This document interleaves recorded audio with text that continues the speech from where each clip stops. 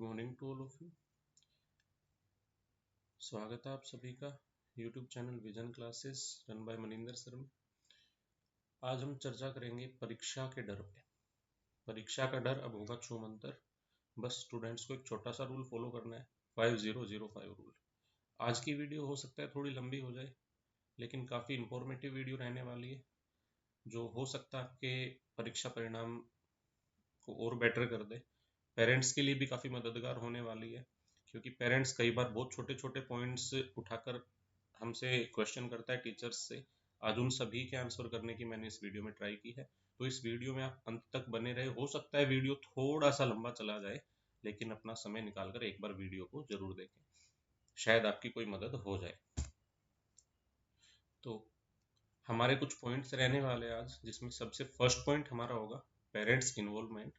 और ऐसा नहीं कि सिर्फ फर्स्ट पॉइंट में ही पेरेंट्स इन्वॉल्वमेंट है, बाकी जितने पॉइंट्स हैं उन सब में भी पेरेंट्स का इन्वॉल्वमेंट उतना ही जरूरी है जितना मैं फर्स्ट पॉइंट में डिस्कस करने वाला हूँ आप सभी से। Second, attendance in class. Third हमारा होगा कंसंट्रेशन। फोर्थ हमारा होगा लैक ऑफ कॉन्फिडेंस। फिफ्थ हमारा होगा प्रैक्टिस। और जो लास्ट पॉइंट हमारा रहने वाला है, ये स्टूडेंट्स के लिए है स्पेशली। पेरेंट्स का भी यहाँ पर रोल बहुत ज़्यादा हो जाता है। Rule 5005 rule. तो ज़्यादा समय खराब ना करते हुए अभी सेशन की शुरुआत करते हैं। तो सबसे फर्स्ट पॉइंट है पेरेंट्स इन्वॉल्वमेंट। पेरेंट्स का जो रोल है, माता पिता का जो रोल है बच्चे की पढ़ाई में, बहुत ही जरूरी हो गया है आज के समय में। क्योंकि आज का समय ऐसा समय है कि बच्चा या तो सिर्फ अपने टीचर से डरता है, टीचर से वो सबसे ज्यादा डरता है एग्जाम के टाइम पे, या फिर वो डरता है अपने माता पिता से। और माता पिता से एग्जाम के टाइम पे डरने की बजाय रिजल्ट के टाइम पे ज्यादा डरता है ना। तो हम सिर्फ इसी सिनेरियो के बारे में आज बात करने वाले हैं कि यहाँ पेरेंट्स को इन्वॉल्व होना पड़ेगा बच्चे की पढ़ाई में। साथ साथ आज का टाइम ऐसा है कि बच्चा एग्जाम की स्ट्रेस कम लेता है, टीचर्स और पेरेंट्स ज़्यादा लेते हैं।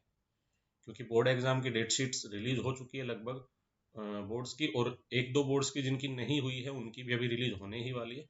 मोस्टली फरवरी मार्च में आपके सभी एग्जाम्स स्टार्ट हो जाएंगे।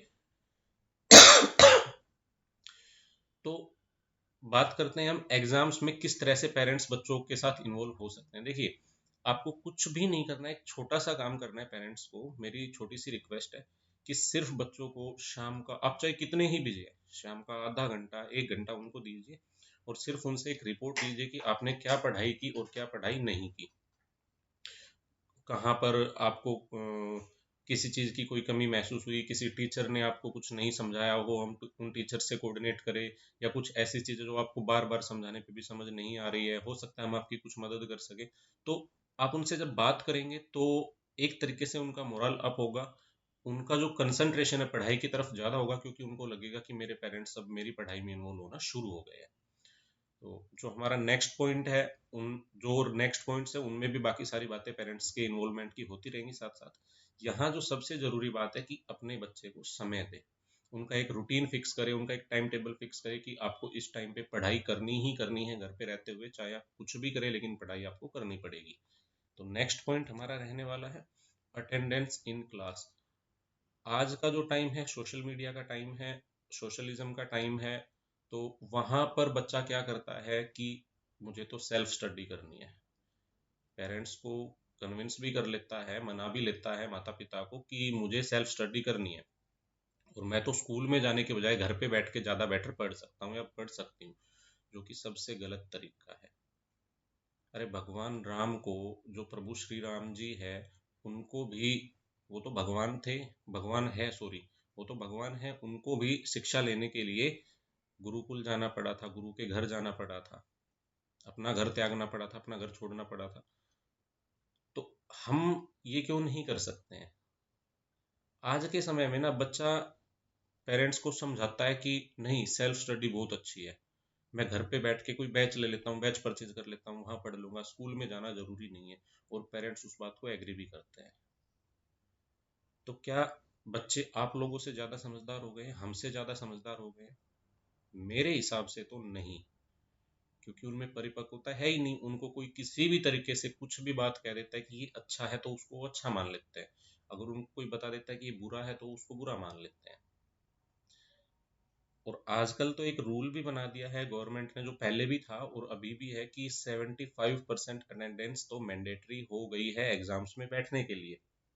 प्रैक्टिकल्स कंडक्ट कराते टाइम जो प्रैक्टिकल एग्जामिनर है वो भी कई बार अटेंडेंस रजिस्टर मंगवा के बच्चों के चेक कर लेते हैं।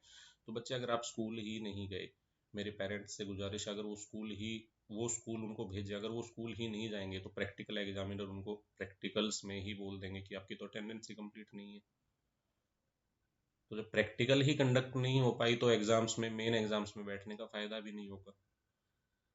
तो सबसे जरूरी है अटेंडेंस क्लास में, क्योंकि अब जो नेक्स्ट पॉइंट्स आने वाले हैं वो क्लास की अटेंडेंस के लिए बहुत, क्लास में अटेंडेंस होना उन पॉइंट्स के लिए बहुत ज़्यादा ज़रूरी है। जैसे नेक्स्ट पॉइंट आएगा कंसंट्रेशन, उससे नेक्स्ट आएगा लैक ऑफ कॉन्फिडेंस, कॉन्फिडेंस की कमी बच्चों में हो जाती है, आत्मविश्वास की कमी बच्चों में हो जाती है।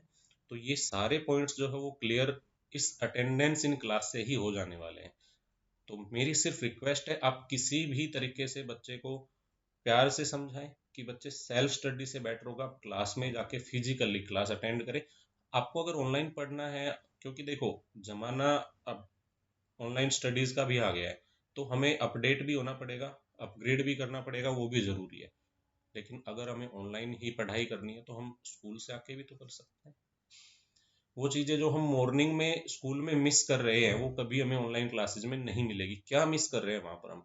फिजिकल एक्टिविटीज़, शारीरिक जो भी हम क्रिया करते हैं स्कूल में, वो हमारी घर पर नहीं हो पाती है। क्योंकि स्कूल में जाते ही एक रूटीन होता है कि सबसे पहले आपको असेंबली में जाना है, जिसको हम नॉर्मल भाषा में बोल देते हैं कि प्रार्थना में जाना है, कि वहां पर जाकर भगवान का भी नाम लेना। किसी काम को शुरू करने से पहले हमने भगवान का नाम लिया।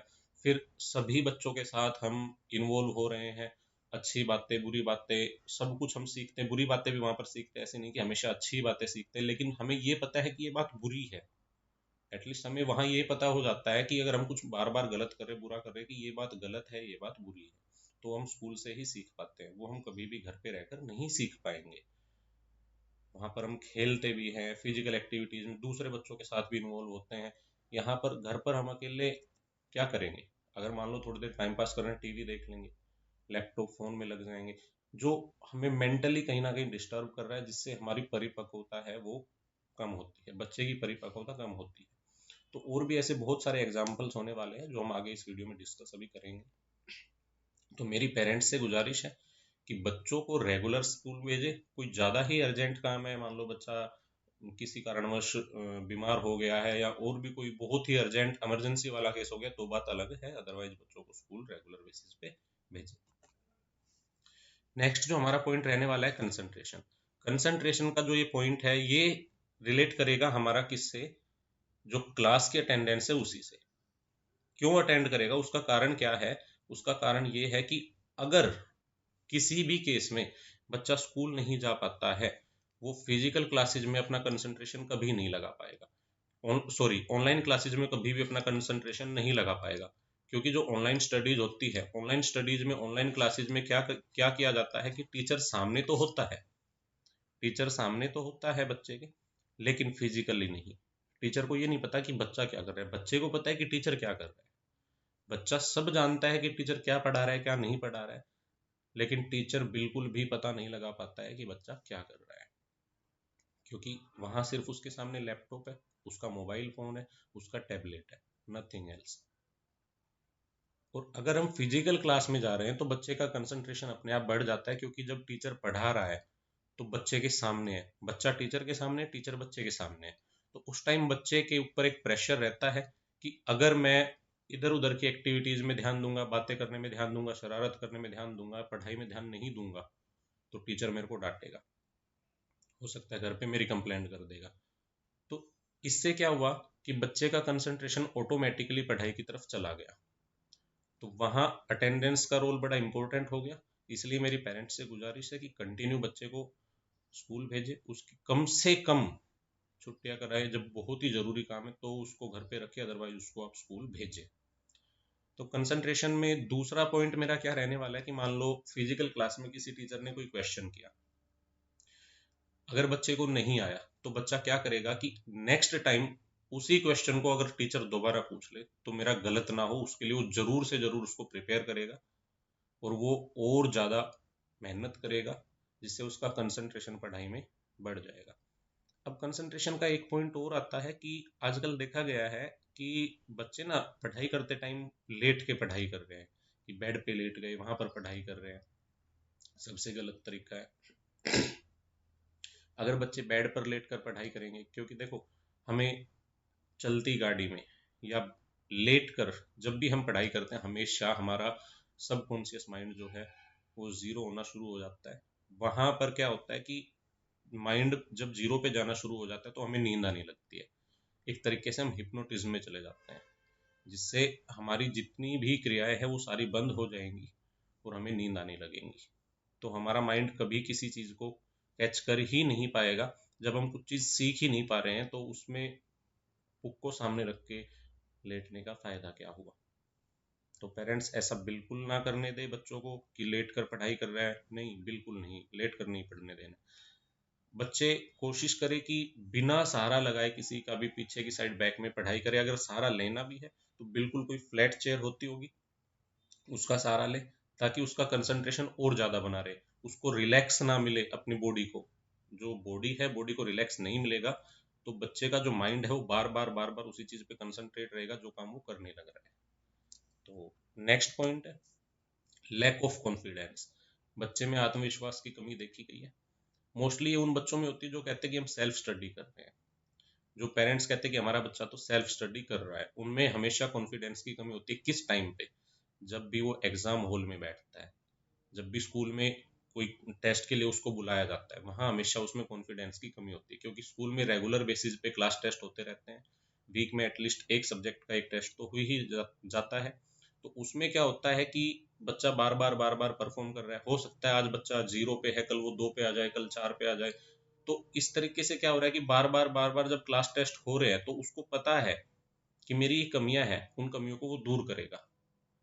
जब सेल्फ स्टडी बच्चा कर रहा है तो वो सिर्फ अपने आप को एग्जामाइन कर रहा है, दूसरे बच्चों से कभी कंपेयर कर ही नहीं पाया, कॉम्पीट कर ही नहीं पाया। जब तक कंपटीशन नहीं होगा तब तक बच्चे को समझ नहीं आएगा कि मेरी कहाँ गलतियां हैं, कहाँ गलतियां नहीं है, और मैं कहाँ स्टैंड कर रहा हूँ, कहाँ मैं स्कोर कर रहा हूँ। और इससे उसका जो कॉन्फिडेंस लेवल है वो अपने लिए तो ज्यादा रहा, लेकिन जब एग्जाम हॉल में उसका मान लो किसी दूसरे बच्चे से मार्क्स कम आया, नंबर कम आया, तब उसको फील होगा कि मेरा तो स्कोर बहुत कम रह गया है। जो दूसरे बच्चे जो मेरे से कम पढ़ते थे, आज उनका स्कोर मेरे बराबर आ रहा है, किसी का स्कोर मेरे से ऊपर आ रहा है। जो मेरे लेवल के बच्चे थे, मेरे बराबर के बच्चे थे, उनका स्कोर मेरे से ज़्यादा चला गया है। तब बच्चे का कॉन्फिडेंस एकदम से डाउन हो जाएगा और फिर वो एग्जाम हॉल्स में जब जाएगा तो वहां पर तो वो स्कोर कर ही नहीं पाएगा। प्रैक्टिकल के टाइम पे एग्जामिनर्स जब क्वेश्चन करते हैं, क्योंकि बच्चा कभी क्लास में टीचर के सामने गया ही नहीं, सबसे इंपॉर्टेंट पॉइंट है ये, ध्यान से सुनना। क्योंकि बच्चा क्लास में कभी टीचर के सामने गया ही नहीं, कभी टीचर को उसने फेस किया ही नहीं, सेल्फ स्टडी के नाम से अपने घर पे ही रहा। जब प्रैक्टिकल एग्जामिनर आता है, क्वेश्चन करता है सामने बैठकर, उस टाइम वो एकदम से घबरा जाएगा, क्योंकि उसने टीचर को सामने से तो कभी देखा ही नहीं। एग्जामिनर तो वैसे भी ऐसा टीचर आ गया जिसको उसने कभी नहीं देखा, जिसके साथ वो कभी इंटरेक्ट हुआ ही नहीं, फेस टू फेस कभी आमने सामने हुए ही नहीं उस टीचर से वो। अब उस टाइम तो बच्चे का जो कॉन्फिडेंस एकदम डाउन चला जाएगा, जिससे उसको सब कुछ भी आता है फिर भी वो भूल जाएगा। सबसे नेगेटिव पॉइंट ये बन जाता है सेल्फ स्टडीज का। मैं ये नहीं कह रहा सेल्फ स्टडी खराब चीज है, बेकार है, नहीं, काफी अच्छी है। लेकिन वो तब है जब पहले आप टीचर के साथ उस चीज को कंसल्ट करेंगे, अपने दोस्तों के साथ बैठकर स्कूल में उस चीज को पढ़ चुके होंगे। आप घर पे आके सेल्फ स्टडी कीजिए, कोई प्रॉब्लम नहीं है। क्योंकि उसमें आपने टीचर से क्वेश्चन किया, टीचर ने आपको क्वेश्चन दिया है, आपको काम दिया, कोई असाइनमेंट दिया, कोई प्रोजेक्ट दिया, आप उसको कर रहे हैं, जिससे आपकी सेल्फ स्टडीज इंप्रूव हो रही है। क्योंकि जब आप खुद से सेल्फ स्टडीज करते हैं तो आप अपनी तरफ से कोई भी टॉपिक उठाते हैं, कोई भी क्वेश्चन उठाते हैं कि जो आपको लगता है कि ये हार्ड है, हो सकता है वो ईजी हो सकता है वो टफ ना हो, या हो सकता है कोई इजी आपको लग रहा है वो टफ टॉपिक हो, बिना टीचर की हेल्प के वो पॉसिबल ही ना हो पाए सोल्व करना। तो इसीलिए टीचर की प्रेजेंस बहुत जरूरी है, बच्चे के लिए गुरु का होना बहुत जरूरी है। नेक्स्ट पॉइंट हमारा रहने वाला है प्रैक्टिस। प्रैक्टिस सबसे इंपॉर्टेंट रहने वाला है। क्यों? क्योंकि आजकल बच्चे क्या करते हैं कि टीचर ने लर्निंग वर्क दे दिया, याद करने का काम दे दिया, बस याद कर लेते हैं, लिखने की ज़रूरत ही नहीं है। एक दो बार याद किया, कई बार बच्चे क्या करते हैं, रट्टाफिकेशन शुरू कर देते हैं, रट्टा मारना शुरू कर देते हैं। वो एक दिन याद रहेगा, दूसरे दिन बच्चा भूल जाएगा। और ऐसे बहुत सारे टीचिंग लाइन में बहुत सारे मैं एग्जाम्पल्स भी देखता हूँ कि बच्चे ने आज याद किया, रट्टा मारा, कल वो भूल गया, क्योंकि प्रैक्टिस नहीं की। बात ये नहीं है कि वो भूल गया, रट्टा मारा। हो सकता है कि कई बार याद किया हुआ भी याद रह जाए, लिखने की जरूरत ना पड़े, लिख के देखने की जरूरत ना पड़े, लेकिन बार बार प्रैक्टिस करने से वो याद होगा। अब वो प्रैक्टिस कैसे होगी? मान लो हमें कोई एक टॉपिक मिल जाता है, हमें कोई एक वर्ड मिल गया, उस वर्ड को हम रिलेट करेंगे अपनी स्टडीज में कि इस चैप्टर में हमने इस वर्ड से क्या क्या सीखा था, हमने पिछले चैप्टर में इस एक वर्ड से क्या क्या सीखा था। अगर हमें वो सब चीजें याद रहती है, इसका मतलब हमारी प्रैक्टिस बहुत अच्छी है। अगर हमें वो याद नहीं है, इसका मतलब हमने प्रैक्टिस की ही नहीं। तो प्रैक्टिस करने के बहुत सारे तरीके हैं। प्रैक्टिकली हम जब प्रैक्टिस करते हैं, क्योंकि जैसे देखो अभी फिर से वही एक एग्जांपल आएगा कि बच्चा अगर सेल्फ स्टडी कर रहा है, कोई साइंस का एक्सपेरिमेंट है, घर पे उसने उसको रीड किया, लर्न किया, बस दैट्स ऑल।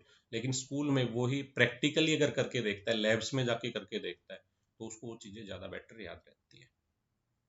क्यों? क्योंकि उसने फिजिकली भी उसको करके देखा है और मेंटली भी उसको सीखा है। दोनों तरीके से, शारीरिक और मानसिक रूप से उसने उसको सीखा है। क्योंकि करके देखा है, जब काम खुद से करके देखा तो उसको कभी भूलेगा नहीं।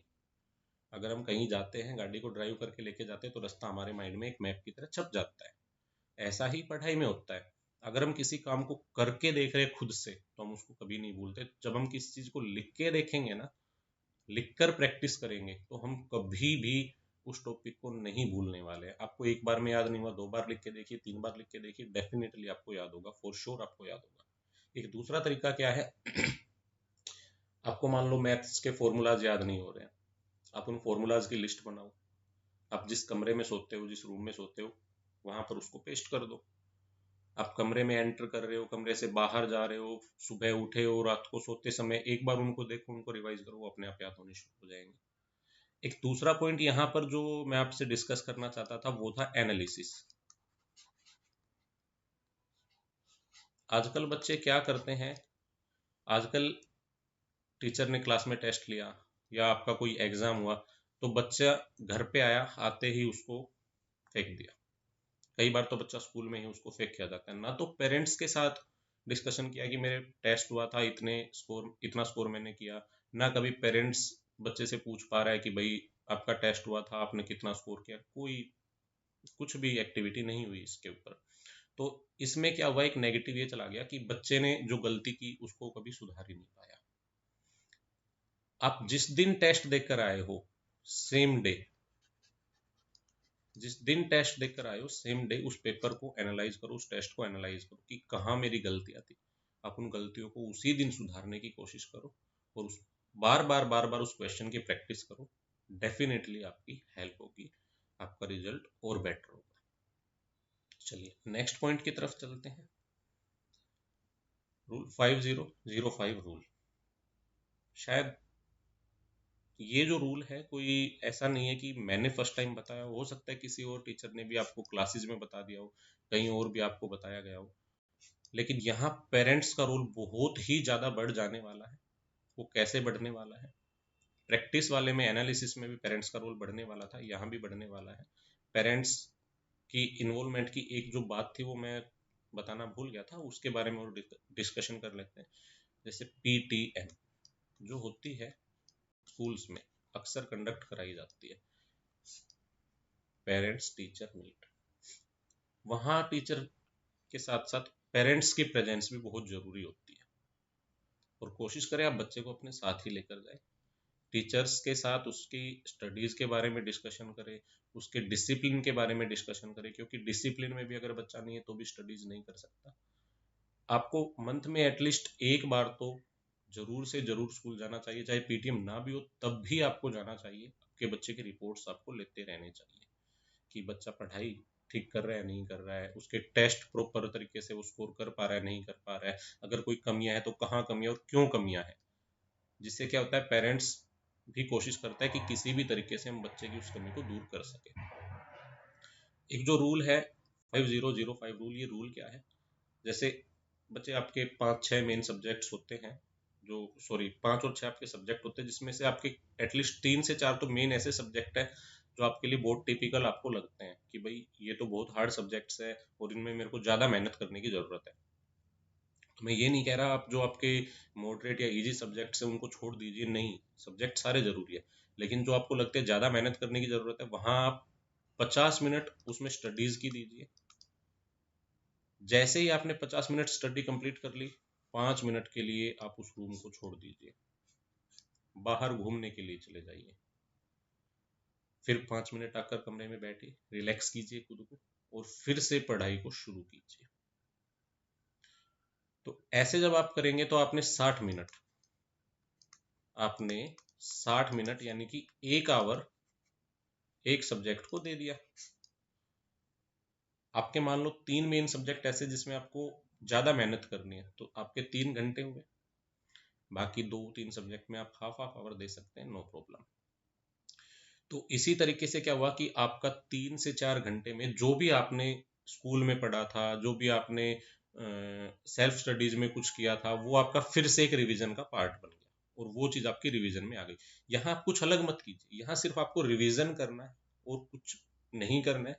जो आपने पूरे दिन पढ़ाई की किसी भी एक सब्जेक्ट में, मान लो आपने मैथ में एक चैप्टर स्कूल में कर लिया, एक चैप्टर आपने खुद से घर पे आके कर लिया, कहीं कोचिंग पे कर लिया, ऑनलाइन कर लिया, जैसे भी आपने कर लिया, आपके वो 2 चैप्टर हो गए। उन दोनों चैप्टर्स में से क्वेश्चंस को इस 50 मिनट में उठाइए। सभी क्वेश्चन करने की जरूरत भी नहीं होती है कि आप सभी क्वेश्चंस को कीजिए। एक दो क्वेश्चन वो लीजिए जो आपने क्लासेज में किए थे, एक दो क्वेश्चन वो लीजिए जो क्लासेज में नहीं किए थे, जिससे आपको पता लग जाएगा आपको चैप्टर आया या नहीं आया। तो ये जो रूल है 5005 रूल आपके लिए बहुत हेल्पफुल रहने वाला है, बहुत आपकी मदद करेगा, जिससे आपका रिजल्ट और बेटर होने वाला है। अब बात करते हैं कंसंट्रेशन करने का एक और सबसे अच्छा मेथड है। जो कंसंट्रेशन करने का सबसे अच्छा एक और मेथड है वो है मेडिटेशन। आप मॉर्निंग में जिस भी टाइम स्कूल जाते हैं, जिस भी टाइम स्कूल के लिए रेडी होते हैं, उससे पहले सिर्फ 15 मिनट निकालिए अपने लिए मेडिटेट करने के लिए। मेडिटेशन बिल्कुल से आपके माइंड को रिलैक्स में लेकर जाएगा, आप बिल्कुल रिलैक्स फील करेंगे, जिससे आप अपने काम में कंसंट्रेशन आराम से कर सकते हैं। तो और भी बहुत सारे वैसे तो पॉइंट्स है बताने के लिए, लेकिन वीडियो ज़्यादा लंबी हो जाएगी।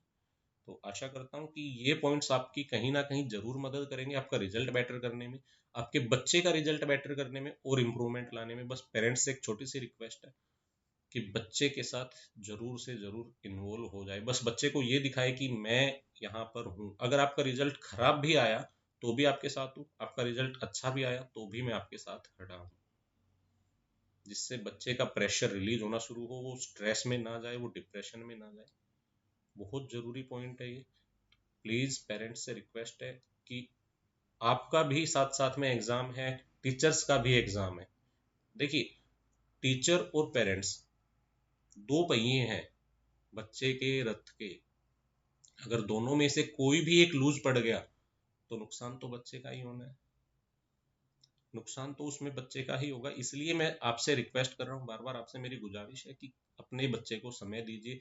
जितना समय स्कूल में उसको मिल रहा है उतना ही समय आप भी दीजिए। अगर सेशन अच्छा लगा तो सेशन को लाइक करें, शेयर करें और चैनल को सब्सक्राइब करें। और भी बहुत सारी इंफॉर्मेटिव वीडियोस ऐसे ही मैं डालता रहूँगा, जिसमें आपकी कोई सीबीएसई से रिलेटेड, एचबीएसई से रिलेटेड कोई भी इंफॉर्मेशन होगी वो आप तक पहुंचाने का मैं काम करता रहूँगा। Thank you. जय हिंद, जय भारत।